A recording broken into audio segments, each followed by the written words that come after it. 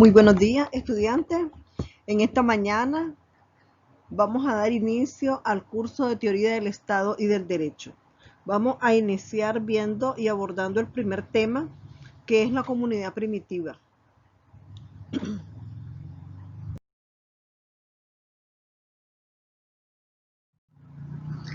Vamos a hablar sobre algunos conceptos generales del Estado y del Derecho. El Estado es un concepto político que se refiere a una forma organizacional, social soberana, coercitiva, formada por un conjunto de instituciones involuntarias que tienen el poder de regular la vida sobre un territorio determinado. El concepto de Estado difiere según los autores, pero algunos de ellos definen el Estado como el conjunto de instituciones que posee la autoridad y potestad para establecer normas que regulan una sociedad, teniendo soberanía interna, externa sobre un territorio determinado. Max Weber, en 1919, define al Estado como la unidad de carácter institucional que en el interior de un territorio monopoliza para sí el uso de la fuerza legal. Por ello se hallan dentro del Estado instituciones como las Fuerzas Armadas, la administración pública, los tribunales y la policía, asumiendo de esta manera el Estado las funciones de defensa, gobernación, justicia, seguridad y otras como las relaciones exteriores. Asimismo, como evolución de este concepto, se ha desarrollado el Estado de Derecho, porque se incluyen dentro de la organización estatal aquellas resultantes del imperio de la ley y la división de los poderes, como el poder ejecutivo, el legislativo y el judicial. También otras funciones sutiles pero propias del Estado son la emisión de la moneda propia. Entonces, ¿qué entendemos por derecho? Es el orden normativo e institucional, ¿verdad? Que regula la conducta humana en una sociedad, inspirado en postulados de justicia cuya base son las relaciones sociales existentes que determinan su contenido y carácter. O sea, en otras palabras, no es más que el conjunto de normas que regulan la convivencia social y permite resolver conflictos interpersonales. Sin embargo, el concepto se caracteriza por su vaguedad y ambigüedad, tal como lo señala el jurista Hart en el concepto de derecho. La definición inicial del derecho positivo o efectivo, pero no implica su fundamento. Por ello, los juristas, filósofos y teóricos del derecho pues habían propuesto a lo largo de la historia diversas definiciones, alternativas y distintas teorías jurídicas, sin que exista hasta la fecha consenso sobre su validez. Estamos hablando desde el punto de vista primitivo. El estudio del concepto de derecho, ¿verdad?, lo realiza una de sus ramas, que era la filosofía del derecho. Con toda la definición propuesta inicialmente, resuelve airosamente el problema de validez del fundamento de derecho, al integrar el valor justicia en este concepto. Luego tenemos la inexistencia del Estado y el derecho en la comunidad primitiva. En aquellos entonces, dentro de este sistema económico primitivo, no existía el Estado ni el derecho. Pero dice aquí, por comunismo primitivo, ¿verdad?, o comunidad primitiva, o modo de producción primitivo, se entiende la teoría marxista, una etapa de desarrollo en la formación económico-social, caracterizadas por el bajo nivel de desarrollo. Es decir, este sistema económico se caracterizaba por tener un bajo nivel de desarrollo, uno, de las fuerzas productivas, dos, de la propiedad colectiva, de los instrumentos de producción que eran en ese entonces completamente rudimentarios, y la distribución igualitaria de los productos. Es el primero de los modos de producción que Marx definió como estadios de la evolución de la historia económica. Los hombres en esa época, pues ellos estaban organizados en bandas, estaban dedicados a la caza, a la pesca, a la recolección, a la actividad laboral humana. Esta actividad laboral que ellos realizaban estaba basado en la cooperación simple. Pero para Marx, este tipo de producción colectiva o cooperativa era naturalmente el resultado del desamparo en que se encontraba el individuo, aislado y no de la socialización de los medios de producción. Como consecuencia, el hombre primitivo no concebía la posibilidad de una propiedad privada, ni de los instrumentos de producción, solo algunos de estos que les servirían también para defenderse de la fiera. Les pertenecían en propiedad personal. Trabajo tan primitivo no creaba excedente alguno. El trabajo era muy primitivo y no había excedente. Después de cubrir las necesidades más perentosas. Y así, esta inexistencia impedía la explotación del hombre por el hombre. En ese régimen económico, la producción habría estado directamente determinada por las necesidades colectivas, y entre el acto sustancial de la creación y lo creado no había pues ninguna mediación social, por tanto ninguna ruptura epistemológica. Esta forma de vida corresponde al periodo prehistoriadores, que han denominado el periodo paleolítico, y no fue sino con el descubrimiento de la agricultura, la ganadería, realizando durante el periodo neolítico, que permitió una primera especialización y división del trabajo, como describe el historiador Bert Gordon Schill con sus conceptos de revolución neolítica, en las que las aldeas campesinas aún conservaban buena parte del igualitarismo social, y en la posterior revolución urbana, cuando ya aparecen claramente las clases sociales y el poder político religioso. En este comunismo primitivo no habían excedentes de producción, por lo que no existía desigualdad de bienes ni la necesidad de un Estado. Al ser una sociedad basada completamente en el autoconsumismo, ellos si iban a cazar, consumían lo que cazaban. Todas sus relaciones sociales eran comunitarias. Las herramientas de trabajo también eran comunitarias. Este modo de producción fue entonces sustituido, dependiendo del lugar o la época, bien por el modo de producción esclavista o bien por el modo de producción feudal. Dentro de esta forma, ¿cuál era la forma de organización que tenían en la comunidad primitiva? Esta primera forma de organización primitiva, en que los hombres se organizan para satisfacer sus necesidades, era bien sencilla esta forma de organización. Ellos se organizaban solo para satisfacer sus necesidades. La comunidad primitiva surge con el hombre mismo.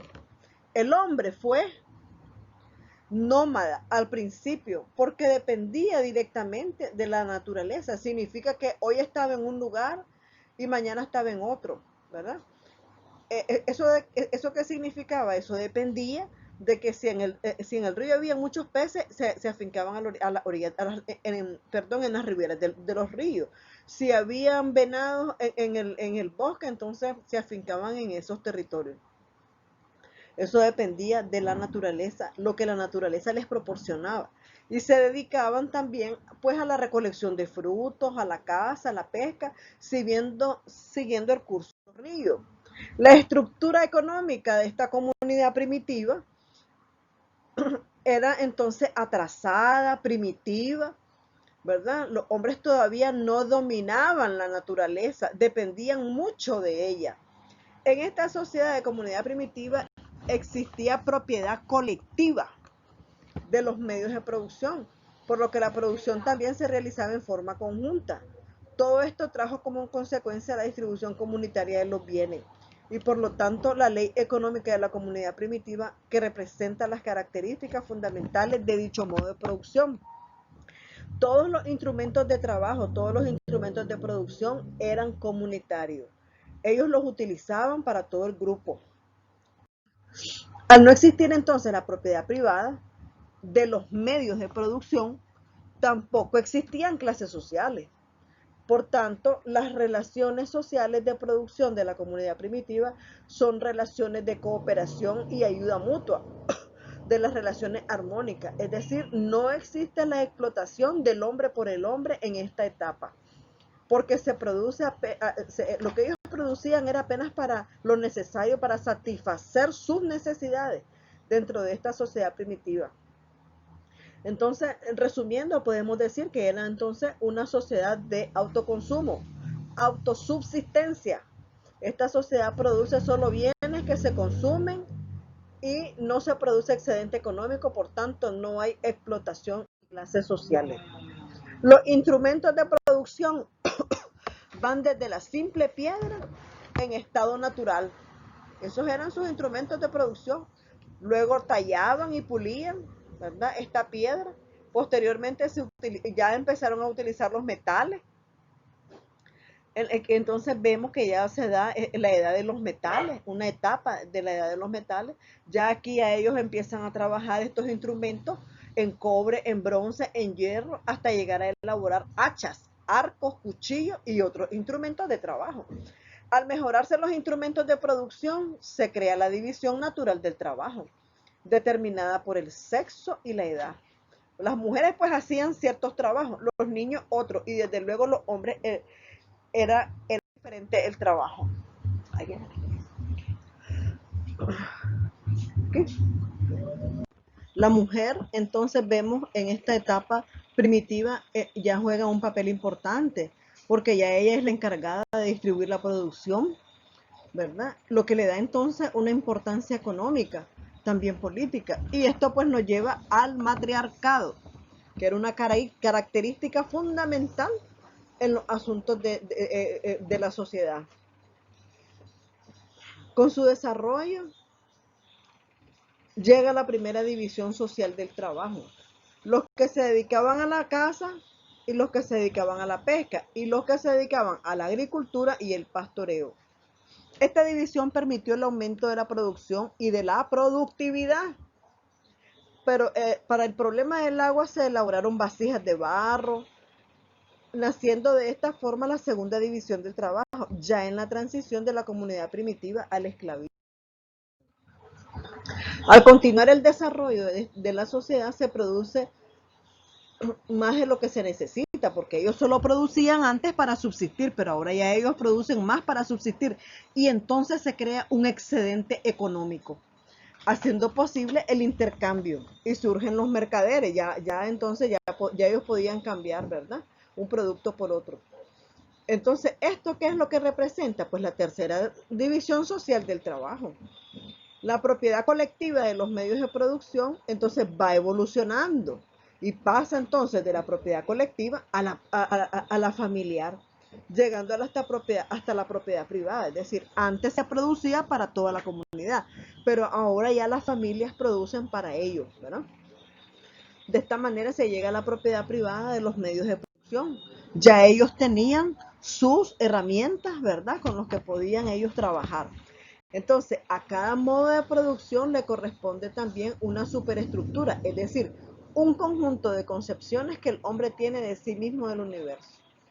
A cada modo de producción le corresponde entonces un periodo de transición donde las características del antiguo modo de producción van desapareciendo. Es decir, nosotros iniciamos con la etapa primitiva, pero después pasamos al esclavismo y después al feudalismo.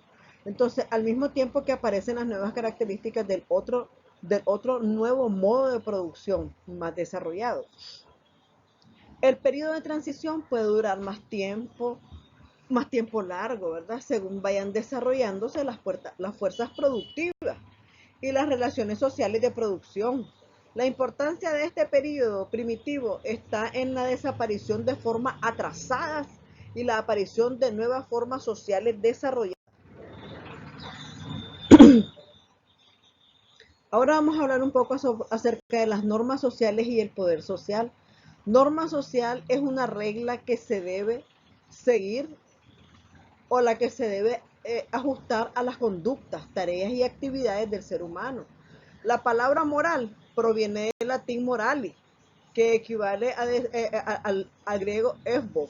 Sin embargo, la traducción latina adquiere un matiz distinto de la griega y pierde parte del significado inicial. ¿Qué significa? Que moral quiere decir carácter o costumbre en cuanto a algo que ha sido adquirido y ya no tiene el sentido de estructura originaria.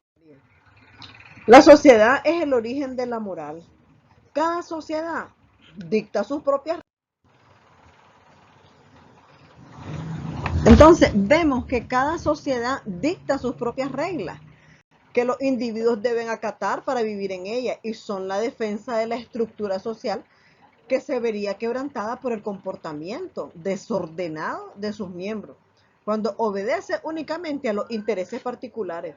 Las reglas morales representan necesidades sociales y colectivas, por lo que también son el origen del derecho, el cual aplicará la coacción y la sanción con el fin de que se cumplan estas leyes. En toda relación humana que pone en juego la práctica de diferentes voluntades, se llega a un acuerdo o a una desaveniencia.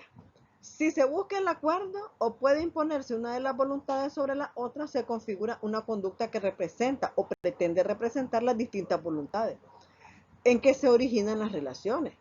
Aparece entonces el poder que puede observarse en todos los grupos humanos, en el jefe de una familia, en el profesor de una escuela, líder del sindicato, etcétera. Entonces, el poder en estos casos, sin embargo, está sujeto o condicionado a otros poderes más generales y más altos. Estamos hablando de jerarquía.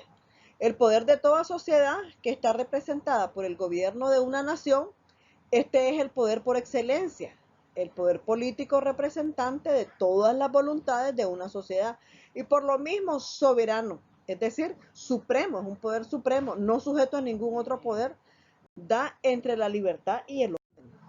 Entonces, el poder podemos decir y entender que el poder, así como una voluntad colectiva, pero supone en la realidad la capacidad individual de inspirar, instigar, mandar o exigir la conducta ajena. Se establece así entonces una relación entre la libertad y el orden. La sociedad está representada por el orden social y la autoridad. Ella es la que manda, la que detenta el poder político. El individuo que obedece está representado por la libertad. Es cierto que su personalidad ha disminuido en aras de la convivencia humana, pero conserva a pesar de todo una esfera propia de la cual es dueño. Puede decirse entonces que el poder es la relación que se da entre la libertad y el orden. La imposición no requiere necesariamente de la coacción. Estamos hablando de que si yo te estoy imponiendo algo, no requiere necesariamente de la coacción, desde una fuerza física, amenaza, ¿verdad? Así el poder, entonces, en el sentido sociológico, incluye tanto al poder físico como al poder político, al igual que muchos otros de los tipos de poderes existentes. Podemos definir al poder como la mayor o menor capacidad unilateral, real o percibida, o potencial de producir cambios significativos, habitualmente sobre las vidas de otras personas, a través de las acciones realizadas por un mismo o por otro. Pero por otra parte, al decir Pablo Freire, el poder debe alojarse en la cabeza del dominado y llevarle a considerar como natural lo que desde el nacimiento se le está imponiendo. Eso decía Pablo Freire. Las leyes del poder son una interpretación de la evolución usada por individuos con la finalidad de permitir al individuo desarrollarse al más alto nivel de confort que puede alcanzar con su marco social. Ahora vamos a ver la extinción de esta comunidad primitiva. Así es como surge el Estado y el Estado de Derecho. La comunidad primitiva empieza a desaparecer con la evolución de los medios de producción. Ya ellos, ¿verdad?, van evolucionando cuando comienza a darse la división del trabajo, ¿verdad? Ya vemos la edad de los metales. En el periodo calcolítico se caracteriza por la evolución ya empezamos a ver la agricultura, la ganadería, por la iniciación de la metalurgia, ya utilizan ellos el metal, trabajan los instrumentos de trabajo, ¿verdad? Ya son de metal, pueden ser de cobre, de bronce. También en el cercano oriente, a mediados del siglo V, milenio antes de Cristo, el primer metal que se trabajó fue el cobre. Por esta razón, este periodo se denomina también Edad del Cobre.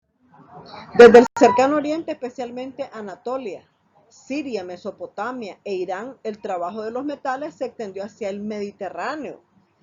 debido a que el cobre era apenas más resistente que la piedra, no pudo sustituirla en los trabajos agrícolas y en la tala de árboles. Por esta razón se siguieron utilizando herramientas de piedra y de madera. Esa fue una razón del por qué el cobre apenas resistente que la piedra. Por ejemplo, el bronce se utilizó y después el hierro. Constituyeron ellos grandes progresos en la evolución de la humanidad con estos metales. La necesidad de localizar y extraer estos metales hizo que surgiera una mayor división del trabajo. Ya había variedad de oficios y se impulsaron el comercio, la navegación, también mejoraron las técnicas agrícolas, puesto que la rueda de piedra fue sustituida por la rueda de metal, ¿verdad? Igual sucedió con el arado.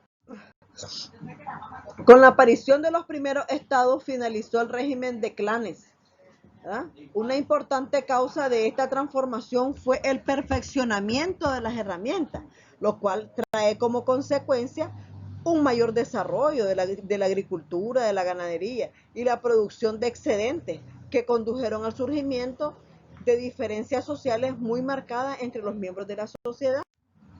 Entonces, al finalizar el periodo neolítico o durante el cacolítico, los primeros tiempos de la edad del bronce, se generalizó un tipo de construcción religiosa hecha con gigantescos bloques de piedra, que se llamaban megalitos. En Europa occidental estas construcciones se desarrollaron en el siglo III del milenio antes de Cristo y comenzaron del segundo en el cercano oriente, se construyeron en el cuarto milenio antes de Cristo y en otras regiones asiáticas. Es decir, estos megalitos fueron construidos en diferentes partes, ¿verdad?, de esa época.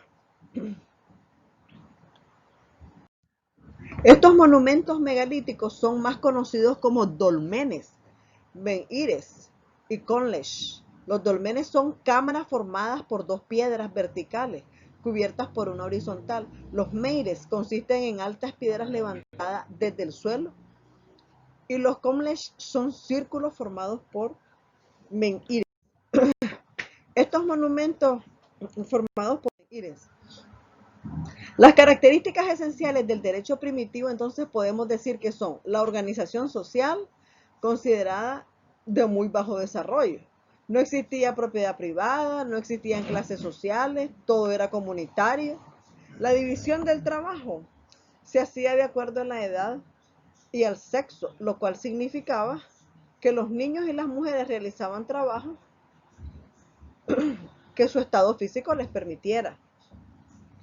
La teoría del matriarcado, considerada en este tipo de sociedad, la autoridad del grupo la representaban las mujeres. Lo mismo ocurría con la práctica de la poliandría, que eran múltiples compañeros sexuales para cada mujer. Es decir, en esa época había un desorden sexual. Las mujeres podían tener varios maridos. Otra característica fue el que utilizaron herramientas de trabajo que eran muy rudimentarias, pues estaban hechas de piedra, madera o hueso. Estaban también basados en la costumbre. El derecho es de ámbito reducido y muy unido a la familia. Había un localismo jurídico y también respecto a los mayores, estaba muy unido a la belicosidad, a la agresividad. Bien, jóvenes, esto ha sido todo por hoy.